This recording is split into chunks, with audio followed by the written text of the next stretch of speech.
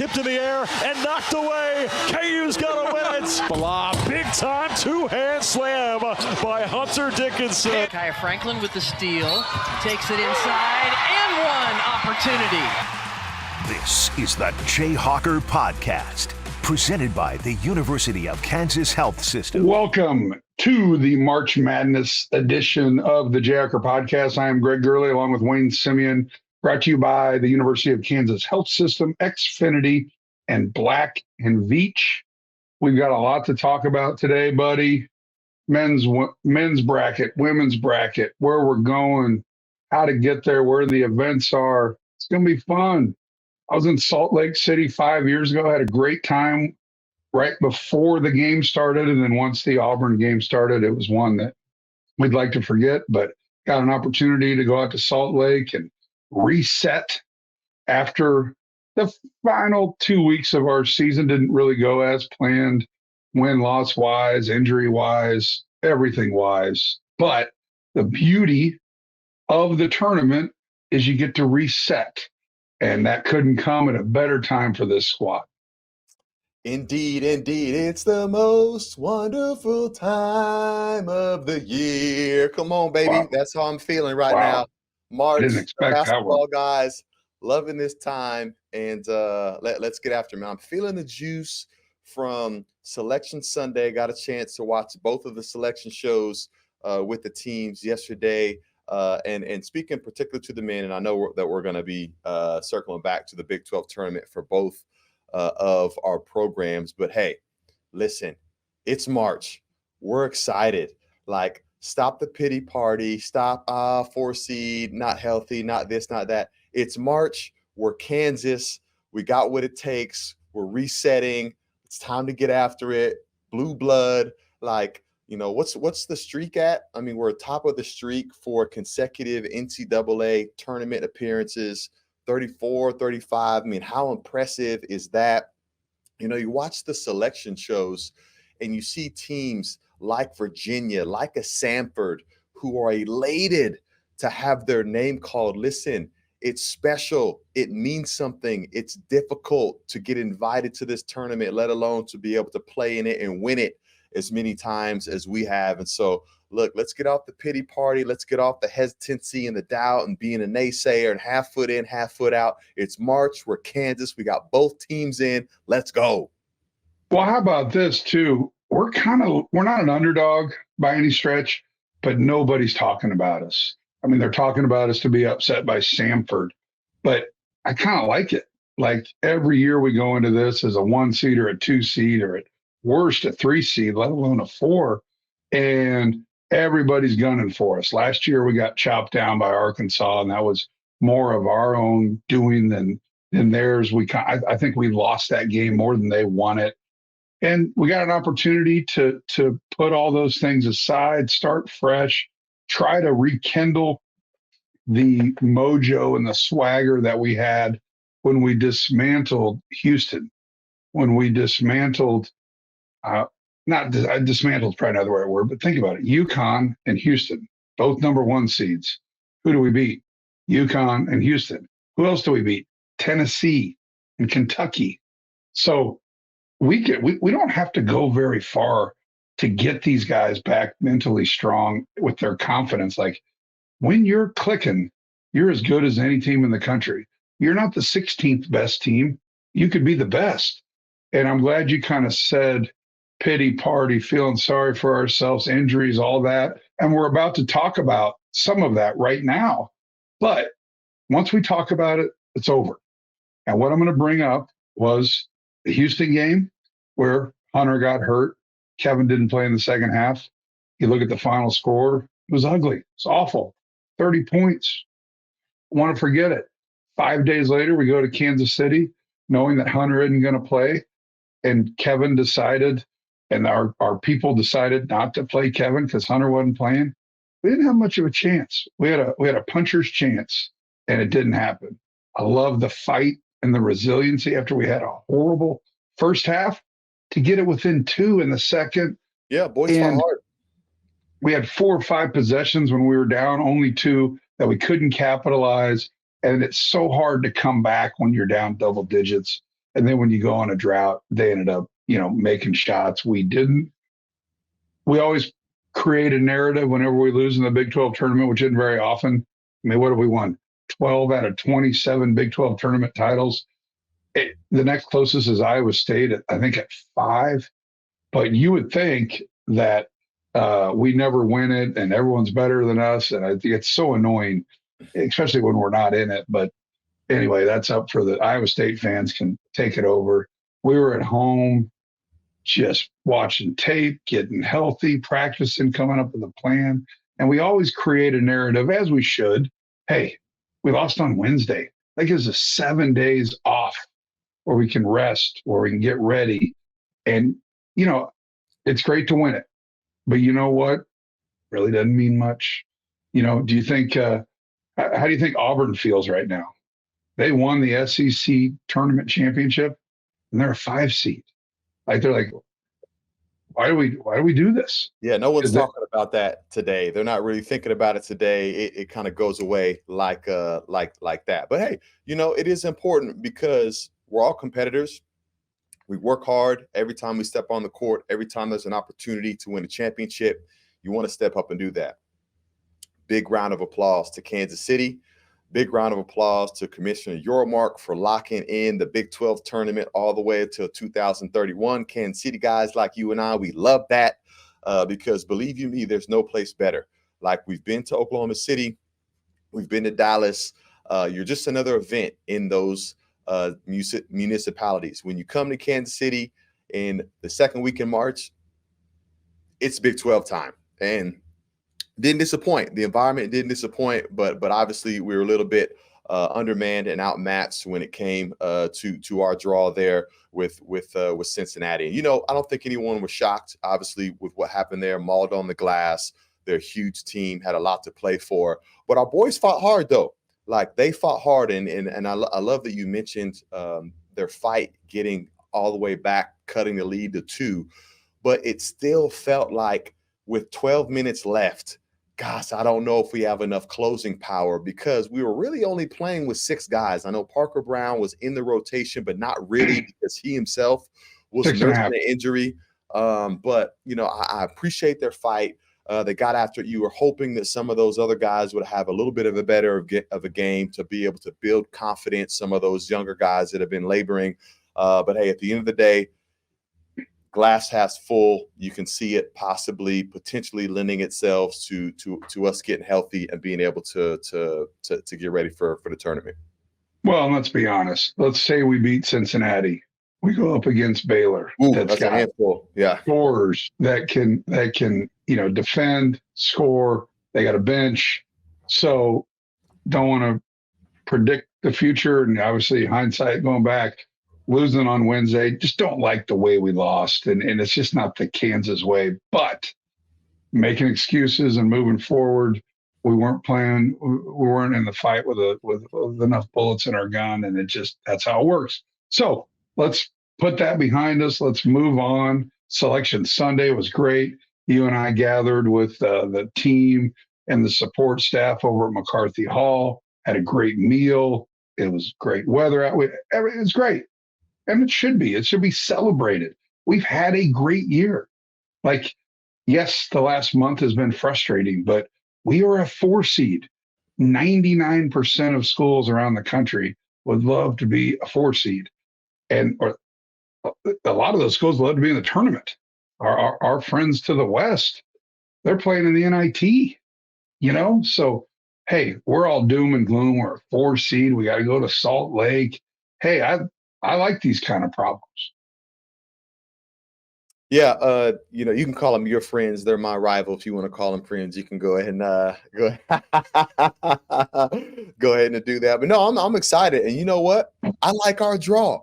Usually, historically we've been, 1 seed, 2 seed, and I love hanging next to Norm Roberts during Selection Sunday because he's always the one that goes straight towards, oh man, we got messed over. Oh man, we got the toughest one ever. Hey, I'll tell you what, man, there's some tougher regions out there than ours. I really, how about you and I yesterday? We were talking. You and I watched the show together a lot, and I think in 22 when we were together, You and I both were kind of like, we both looked at each other and tried not to talk. I wanted you to go first. You wanted me to go first. and we both kind of said the same thing. I'm like, God, I kind of like it. Because at that time, we didn't want to play. There was a few teams in the SEC at that time that you and I both were like, I don't want to see them because they got athletes. Who do we get? We got like Creighton, and we got Villanova eventually. We got Miami and Providence, and there was Iowa State in there. And you and I were like, man, I don't want to jinx it, but I kind of like it. And then we won the first two games, and you and I were like, all right, Chicago doesn't look too bad. And then we win Chicago and like, hey, we got a chance to win this. We're always cocky. We think, but you and I are pretty real and honest and with each other. We know we know basketball, and it worked out. And to your point, I kind of look at this now, and yes, Samford's a good team. They shoot a ton of threes, and the narrative's going to be discussed that we struggle against teams that shoot the three well. They shoot the three well. They shoot a lot of them. We just saw it 3-4 weeks ago when BYU came in and beat us and made a lot of threes. So obviously I just like it when we get in the tournament after the gauntlet of the Big 12 and our plays start to work better, because Samford hasn't seen hours and hours and hours of tape on us. And if they have, it's been in these 3 or 4 days before they play us, and you can only watch so much. Iowa State knows our plays before we run them. Baylor knows our plays before we run them. So you got to be able to adapt in the tournament. Some of your stuff works more. And now defensively, that is what it is. You got to adapt to the other team. But I really like our draw. Gonzaga was a team 4 weeks ago that may not have been in the tournament. They were talking about them not making it, and they're a 5 seed, and that's our 5 seed. They've been unbelievable for a long, long time. But this isn't the same Gonzaga team that we're used to. Well, I think that same argument could be made about us, and that we're not the same Kansas team that people are used to seeing, especially considering our health. But, when you think about our region, I think if you could have picked a 1 seed that was going to be in our region, who would you have picked? Purdue, right? In terms of how we match up and who we can most likely beat. Now, granted, we have a ton of work to do before we get there. But the reason I like the Samford matchup, and most notably, they make a lot of threes, right? Any mid-major that you're going to run into the first weekend is going to shoot a ton of threes. That's the great equalizer is the 3-point line. But I think it's a little bit different from them in the sense that the teams that we've struggled with that shoot the three well are teams that cause us to have to help off dribble penetration, and they can spray it out to another guy, or teams that have a post player that we have to double team, or that is a really, really good passer at a double team. I don't quite think that Samford has that type of capability. I watched their SoCon conference championship game against East Tennessee. I'm really tied in with a bunch of guys from Furman who are in that conference that play them regularly. And I do like Buckyball. Coach Bucky McMillan, their head coach out there, the version of fun basketball that he plays, where they press a ton, make or miss. They play a bunch of different defenses. They'll throw a bunch of different zones at you. It's kind of fun, but none of it really intimidates me. We do well against the press because we've got guys that can handle the ball, and coach is great about staying there. The best way to beat a press is to be aggressive with it. The type of presses that we've struggled against historically are the ones that foul a lot, and they don't typically do that. And then I think that we can match up man for man and stay in front of these guys where there shouldn't be a ton of dribble penetration, where we're having to overhelp, and then they're able to spray the ball out to the open guy. They've got an active big man in Okur. He's 6'9", kind of versatile guy, but again, isn't all that intimidating. I think he's a great matchup for KJ Adams if we want to glue him to him. And we know what type of disruption KJ produces on the defensive end. And so I feel good about the matchup, even though the sheer numbers say, volume shooting 3-point team. I think it's a little bit different the way this team scores threes as opposed to the way that BYU scores threes. Now, granted, they'll pitch ahead, they'll shoot it in transition. If we're not sound and principled on the defensive end where we have our young guys making mistakes. They can hurt us there. But I think man for man, I think we can stay in front of these guys and we match up really, really well. Well, and I think part of what you said in there is true. When they press a lot, when Kansas gets pressed a lot, we excel. Because to your point, Bill likes to attack. You treat that as a transition opportunity. So when they make a basket and they press you, get a guy in the middle. You got one of the best point guards in the country in DeJuan Harris. And once you beat that initial press, then you got to attack. Because if you don't, it's numbers on the other end. Yeah, it's a numbers game. And if you don't, then you're just playing into their hands. They don't get a steal, but you retreat, run your box sets or whatever. But, I remember the Missouri game a couple years ago. They were 12-0. We go to Columbia. They press a lot. We dismantled them. Just absolutely dismantled them. That's athlete versus athlete. This is Big 12 athletes versus a mid-major or whatever. So I think our athleticism, even though we're not the most athletic we've been in a long time, but we're still size, speed, knowledge, basketball IQ. I like the fact that they're going to press us, and it'll be interesting to see how long they stick with it. It's kind of like when Baylor runs that zone against us. We pick it apart. I wish they would have played zone against us the whole game because Bill's so good at putting guys in the right position to attack, and we score all the time. Same way against that zone. It'll be interesting to see how long they stick with it if we have success against it. Yeah, it is, and I would forecast that they would stick with it for a while. I mean, this is who they are, right? Because they play platoon style. They get 5 guys in, 5 guys out. They want to press the entire game. I think Baylor kind of dabbles with some pressure. They dabble with zone, kind of in and out until they get hurt. I wouldn't be shocked if we saw that type of pressure and up-tempo pace from Samford the entirety of the game. I think that will be something interesting to watch because they do play so many guys, because we aren't technically healthy, because we only play 7 guys at most. What that'll look like. I'm not all that familiar with their second 5, and I can't quite identify maybe a player on Samford's team, at least in that second unit, that I think is a legitimate threat that could really hurt us. And so that'll be interesting to see. I think one of the things that's important for us early is to weather and handle the pressure, and then weather and handle the 3. Because listen, Samford's playing with house money, right? They've got nothing to lose. They are not supposed to beat Kansas in this game. And so what's going to happen when they come out and maybe they force 2 quick turnovers against us and get an easy layup? What's going to happen when they hit their first 2 threes?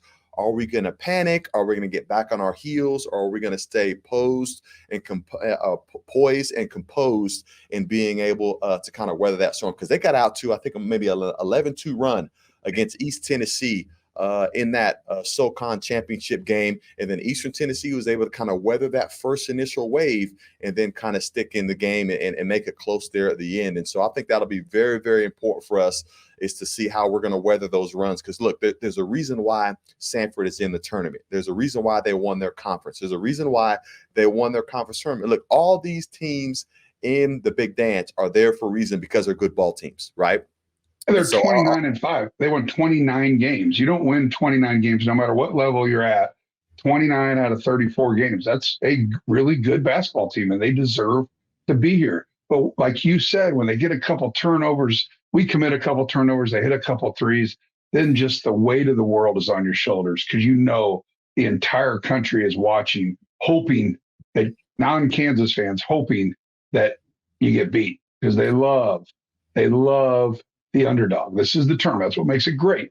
And we've got to be able to be resilient and have the guts to weather. There's going to be runs. You don't get calls. Things don't go your way. Balls rim out, whatever.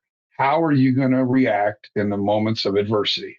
I've said it on here before that during the tournament, when you are a top seed, now it becomes a road game, because the only people that are cheering for you to win in that arena is your home fan base. Everybody else wants to see Kansas lose. Everybody else wants to see an upset. And you can really kind of feel the tide turn, Greg. You know what it's like being in these neutral, air quote, environments when, so much is at stake. And so that's why you got to have a tight huddle. We got to have our fans be able to show up. I know we only get, 400 tickets, that are going to be there from our allotment. Got to be there to show up ready to support the guys and to really be able to get after it there. And, one thing that's interesting that we saw missing, obviously, in Kansas City was the big fella in the middle. And I know we throw it to him a ton. I know we try to get him the ball and get him engaged early and often. I know some folks maybe are a little bit critical of that, but you don't really know how valuable he is and how much we need him until he's not there anymore. We labored to score against Cincinnati, and they're not a great defensive team, but man, when you don't have a player like Hunter there in the middle that can obviously get you easy baskets, can get fouled and get to the free throw line, but also is a great passer out of the double teams, like it makes it extremely difficult. And as I look at and survey the Samford, roster, they don't have a Hunter Dickinson. Like they don't have anyone that can really match up with them. They got a couple of 7-footers that come off the bench. One guy that transferred from Baylor, who isn't quite the impact player maybe that he needs to be to stop Hunter.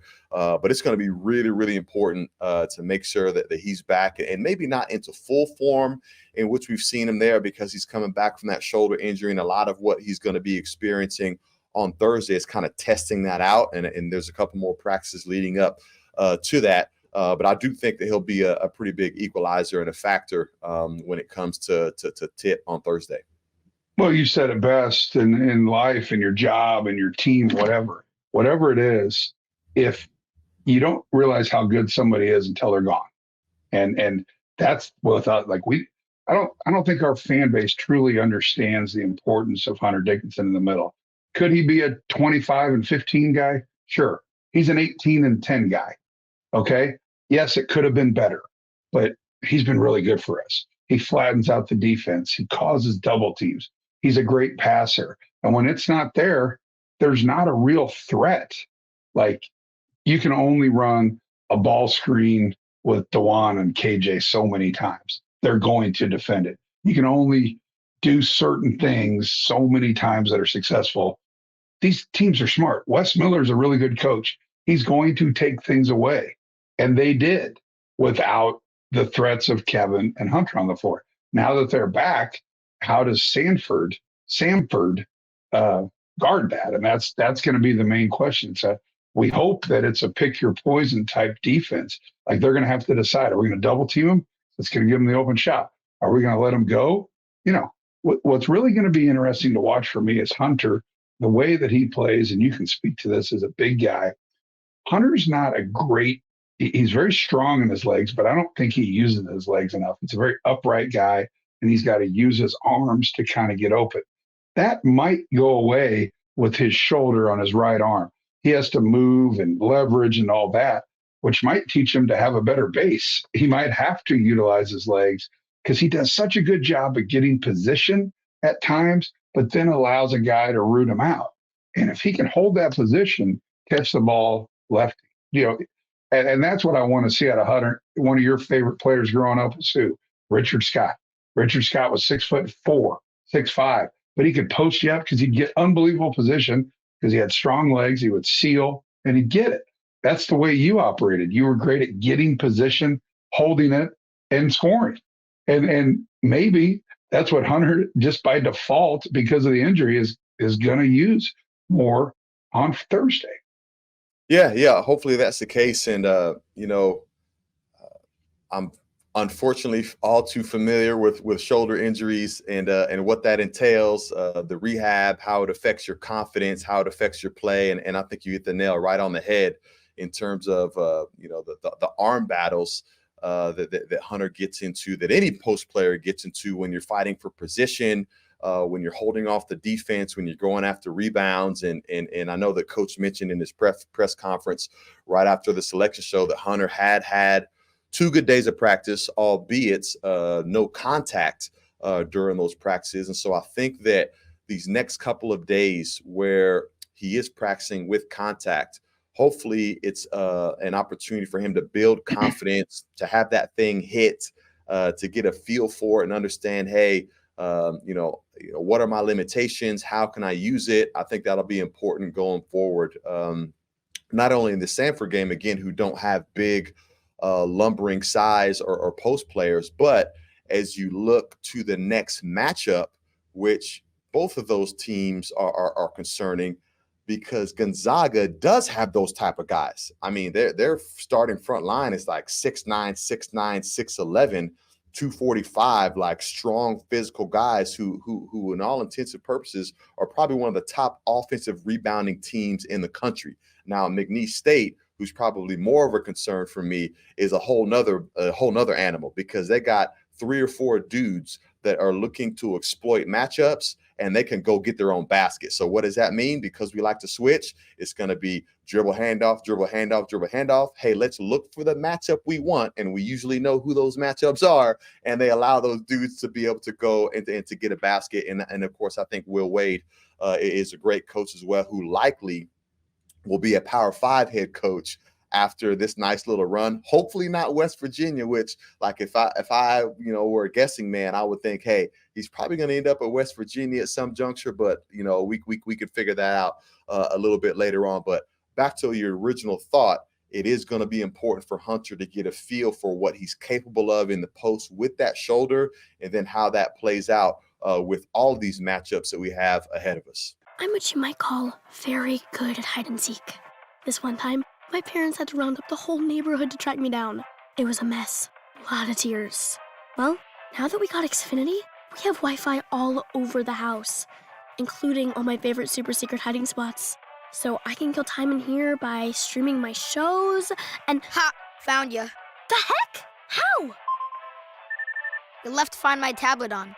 This generation, ruining the game with their performance enhancers. Get wall-to-wall Wi-Fi on the Xfinity 10G network for a reliable connection throughout your home. Now through March 21st, new customers can get started with 200 megabit internet for $25 a month for 2 years with no annual contract, and get Wi-Fi equipment included. Go to Xfinity.com, call 1-800-XFINITY, or visit a store today. Requires paperless plan, auto-pay with stored bank account. Restrictions apply. Taxes and fees extra. After promo, regular rates apply to internet service and Wi-Fi equipment. Actual speeds vary. Xfinity 10G network brings improved speed, security, reliability, and latency. Xfinity 10 gigabit service tier subject to permitting and construction requirements.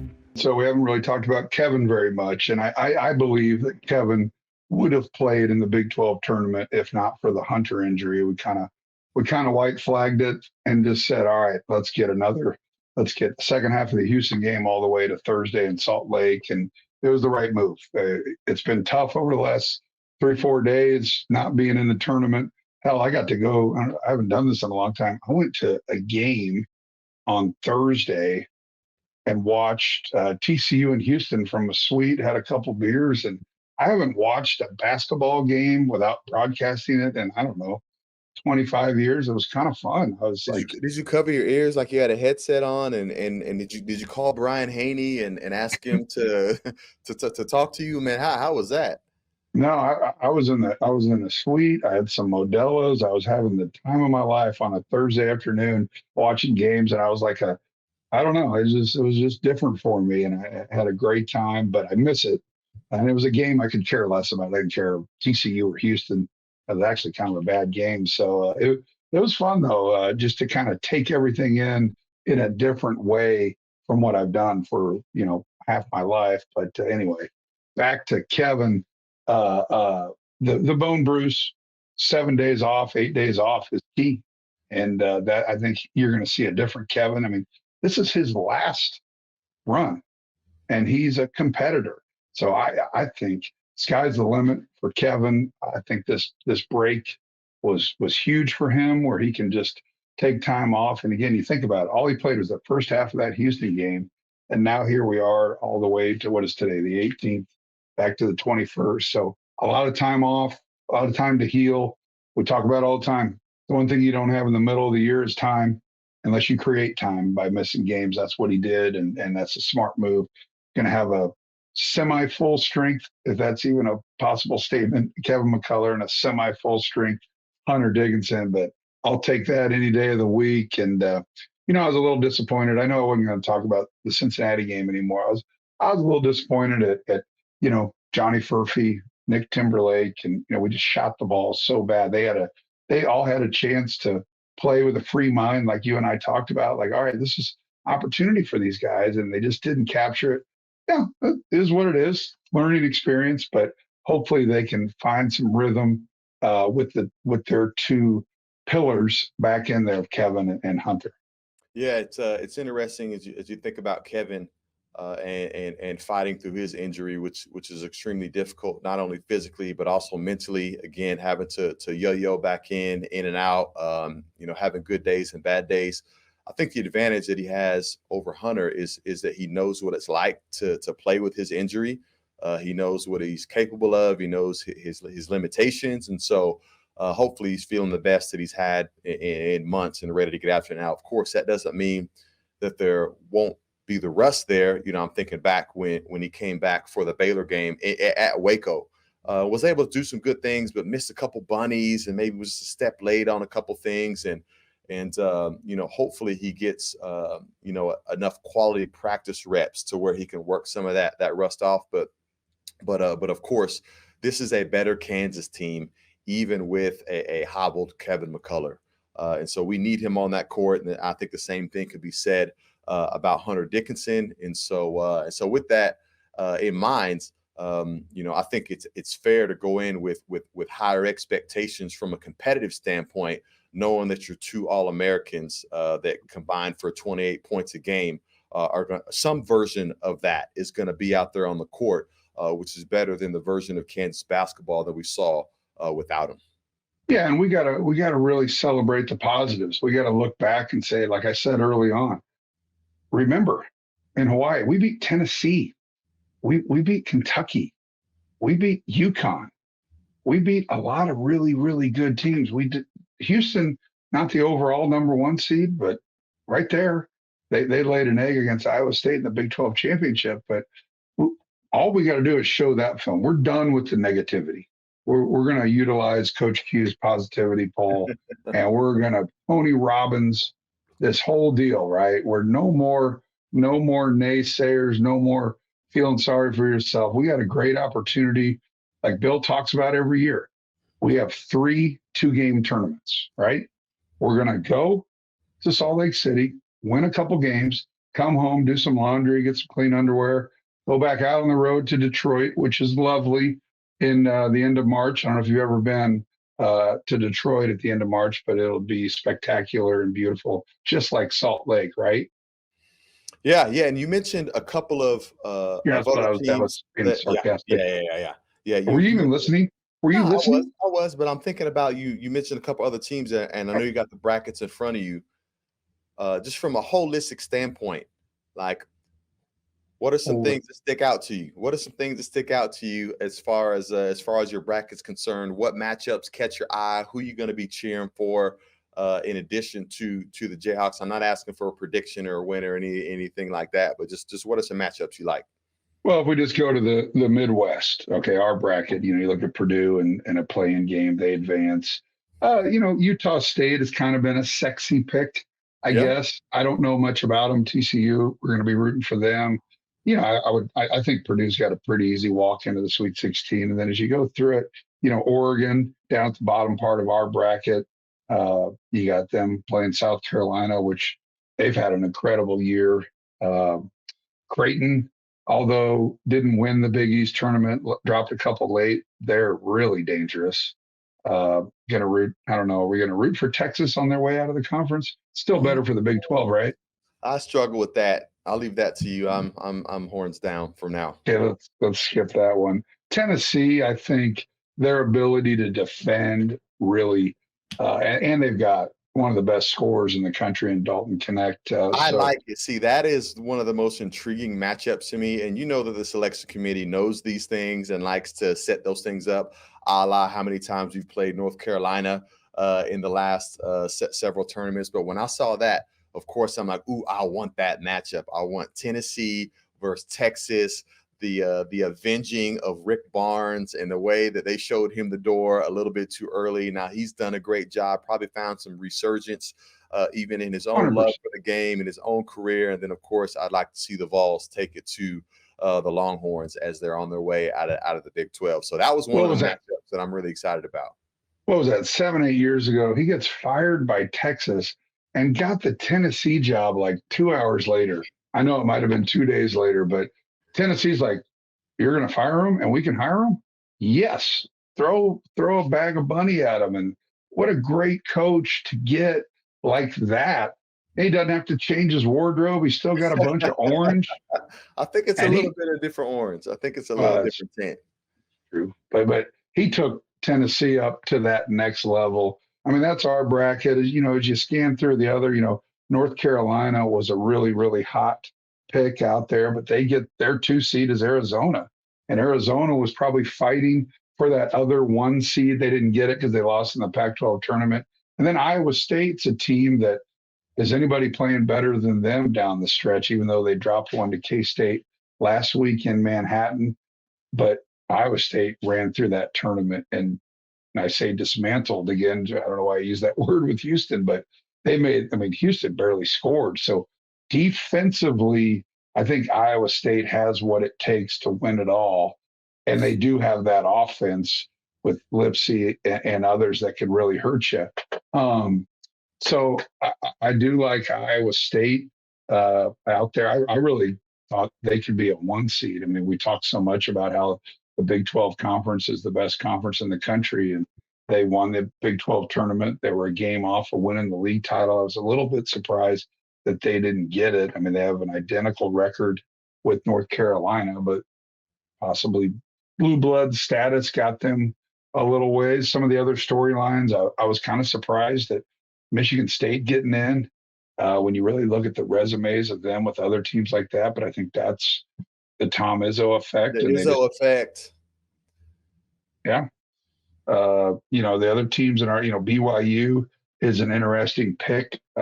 They're kind of like a Samford that shoots a ton of threes, and they can be. We saw how dangerous they can be. So BYU right there. I know I'm bouncing all over, but even about after we left Houston, I really thought that this is the year that Houston could win it all.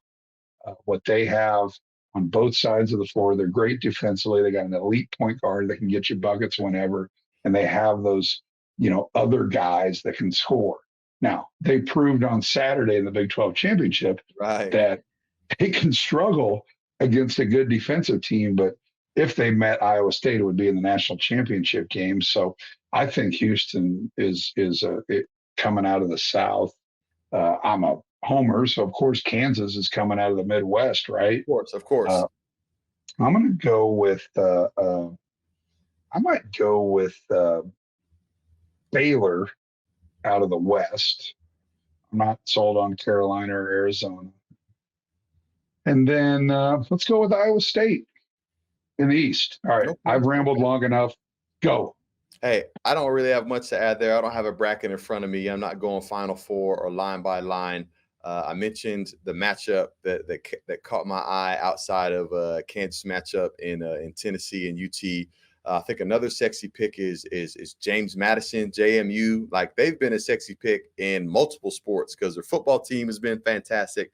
Their basketball team has been fantastic, and they're a dangerous team the way they score. They beat Michigan State in the season opener this year. Yeah, they did beat them pretty handily, and that really set the tone for them the rest of the year. And then I think you and I have talked about it offline. I got a big eye on Grand Canyon University because one of the best stories in all of college basketball this year is former Jayhawk Tyon Grant Foster, who had a phenomenal not only regular season for the Lopes, but also had a phenomenal conference tournament in the WAC, being the conference MVP there, and just great. I mean, just so fun to see what he's been able to do coming back from the heart issue and having to take a year off.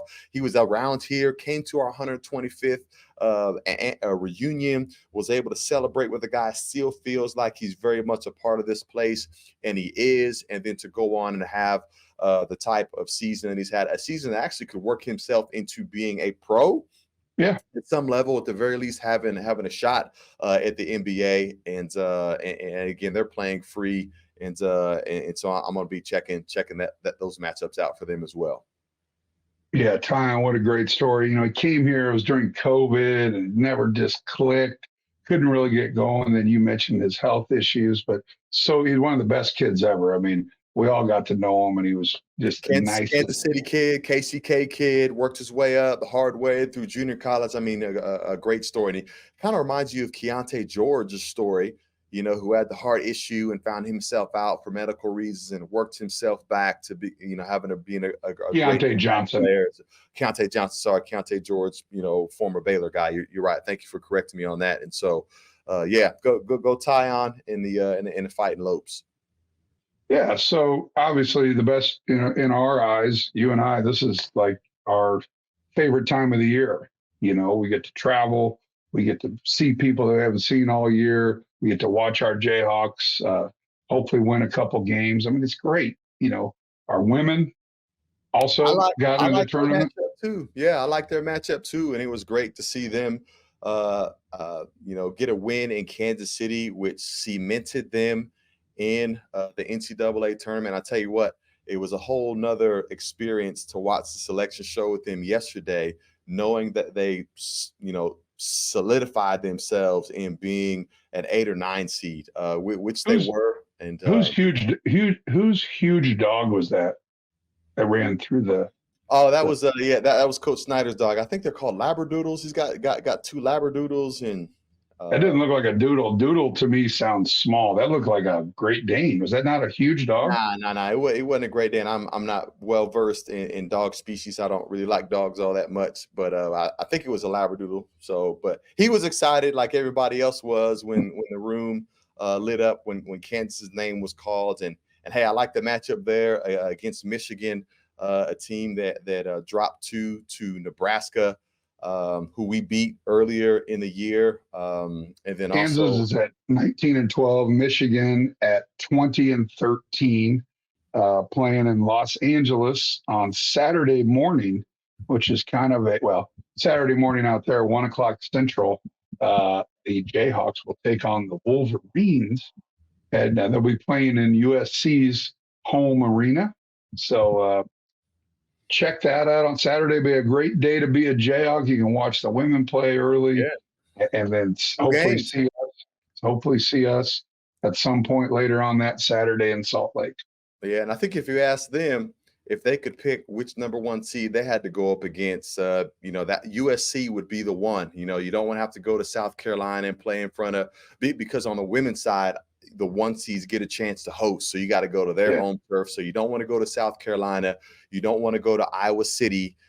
Texas was their 4th 1 seed. You don't necessarily want to have to go to Austin. So, hey, go out to California, where the home court advantage in California is a little bit different because it's LA. There's a ton of other stuff to do. Right. And so I'm not quite sure if the home crowd, though they've got a phenomenal player. Listen, a lot of obviously of Caitlin Clark, and it's certainly well-deserved. But Juju Watkins could be the next coming of Caitlin Clark in terms of her ability to score. She's phenomenal. It's a fantastic opportunity for Samaya, freshman on freshman, shut her down, right? Yeah. But for you and me both know, for a dynamic player like that, a first-team All-American caliber player that can get a bucket at any time, it's not just going to be one person's responsibility to guard them for the full duration of the game. It's going to be everyone. So it's going to be Samaya, it's going to be Holly, it's going to be Ryan Cobbins. They're going to be throwing several defenders at Juju Watkins trying to get my money's on a kid from Shawnee Mission. I'm putting my money on a Shawnee Mission West Viking. Right on. Care about right on. West Coast. But yeah, great time here on the Jayhawker Podcast, brought to you by Xfinity Black & Veatch and the University of Kansas Health System. This special March Madness edition. Again, it's like Disneyland for me and you. All day we've been in the office just looking at tickets and who's coming out, where we're going. It's just fun. It's fun. Granted, we thought 6 weeks ago we'd be in Omaha, maybe Indianapolis, but we weren't a 1 or a 2 seed where they protect you geographically. And so, hey, we get on a plane. We got a kind of a man on an island mentality. Our 300, 400, 500 Jayhawks will be there with our team. You mentioned it, have a tight huddle. World's against you. I think we play better with a chip on our shoulder. I think we play better when we're an underdog that's a 9-point favorite, and nobody, I say that, but to your point earlier, hey, a couple turnovers, they had a couple threes. How are you going to react to adversity? And that's going to be the big point for me. Obviously, the other big, thing to watch is how to Hunter and Kevin. The first 5 minutes, we're going to find out a lot about their mobility. When Kevin was a step slow or whatever he was at Baylor, it was great to have him back because he was always in the right place, right time and all that. He just didn't have that lift. And he missed a couple layups, couple bunnies because he didn't have that lift. And maybe these last 10 days, he's gotten the right amount of therapy. And because Kevin doesn't miss 2-footers, he doesn't miss free throws. And this injury has been annoying. But I think having this extended amount of time off, you're going to see a much different, hungrier and healthier Kevin McCullough. Yep, we're going to need it packed for 2 days or at least 2 games, 2-game tournament. Let's get after it. Well, I think that'll do it, buddy. I think, we're excited. I think we got everything right out in front of us. The men with a couple games in Salt Lake and the women with the ability to play the number 1 seed that if we had to pick of the 4, you said it best, probably them. Now, it's on their home court. We're a long ways away. The crowd won't be in our favor, but we got the girls that can do it. We really do. And so that'll be and how about this? Something else that's a little bit new to the March Madness dynamic, but certainly adds to it. The portal opened up on Monday.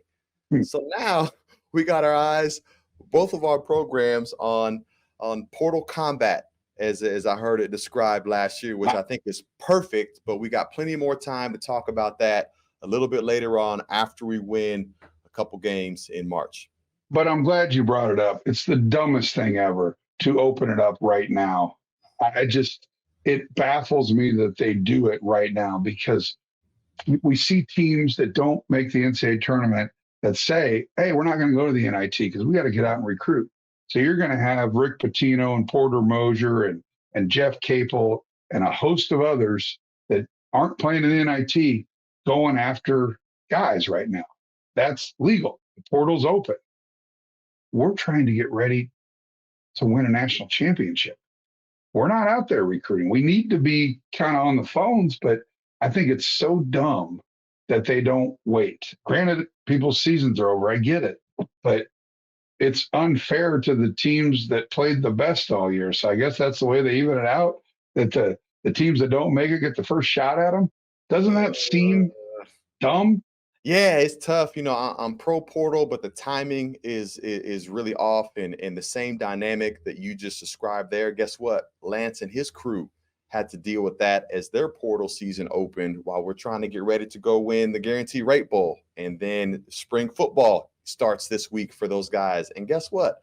Another portal window opportunity opens up on the other side of spring football. And so just seeing which is more of a maddening concept that they have 2 deadlines. Like, what? There's no such thing as 2 deadlines. You have 1 deadline, and then that's the deadline. But if you have 1 deadline in January and you have another one in April, why do you have the deadline in January? Doesn't make any sense to me. Well, adding to the madness, right? Add to the madness. I need to step off my soapbox here. I don't know what happened. I apologize, but it is crazy. And obviously Kansas is going to have to utilize the portal. We're not 100% sure how many guys will be back. We know who won't be back, but there'll be some that we may not know right now won't be back. There might be some that will come back that we don't expect. But let's just say we got 5 spots to fill. So those are going to be transfers. There's not like there's the Wayne Simeon out there that is in high school is like, hey, we should recruit Wayne now. No, high school kids are already committed for the most part. There might be a couple, but it's portal guys. And there's going to be I'm going to guesstimate north of 2,000 in the portal. I saw something today that by like 10 a.m. there was already 500 kids in the portal. Nuts. Yeah, it's tough, and hang in there, high school kids, because I know that because this whole portal dynamic has certainly bottlenecked the high school recruiting process, because it's kind of a trickle down effect, right? So there's way more kids that enter into the portal, particularly from the high major Division I level, and then it funnels all the way down to Division II level. Division II schools aren't offering high school kids the amount of scholarships that they normally do in a timely manner, because they're waiting for Division I guys that got stuck in the portal to kind of trickle down. And now you've got really, really good high school players that haven't had an opportunity to make a commitment yet, that are kind of waiting in limbo there. So I know we've got several of those in the Kansas City area, man. So hang in there, stay sharp, stay ready. Your opportunities coming, despite this portal madness. Yeah, and like the success of a Dalton Connect at Tennessee is making every kid at a small school thinking, I'm the next Dalton Connect, right? So I'm going to go into the portal. And the sad part about the portal is there's going to be 2,000 plus kids in it. And I bet you, I don't know, 1,300 will find new homes. But do the math. That means 700 kids aren't going to play college basketball because they got in the portal and they don't have a home. Every year, we don't ever talk about this. We always talk about the good ones, but we don't ever talk about the ones that don't find a home. And once you leave, they don't have to take you back. So we need to dedicate a whole show to this, because it's maddening. You and I, new episode. You and I have to live this every day, whether it's NIL, transfer portal, and whatever we have to deal with. And it's just, I can't imagine being a coach right now. It's makes your job that much more difficult. But back to the positives, we said we weren't going to be negative. We're going to win a couple games, both programs, 2 in LA, 2 in Salt Lake, moved on to Portland and Detroit. Now we're going to keep marching this Jayhawk Nation train, right? Let's do it. Jayhawker Podcast, March Madness Special Edition, brought to you by the University of Kansas Health System, Xfinity, and Black & Veatch. Buddy, I will see you in Salt Lake on Thursday. I'm going tomorrow. I'll get all the fun places scoped out. There's a great distillery in Park City that I love, High West. I know you're a bourbon guy. The double rye High West bourbon is fantastic. So I will be there. I will save you a seat, and we'll have some fun. Sound like a deal? See you there, bud. Rock chalk.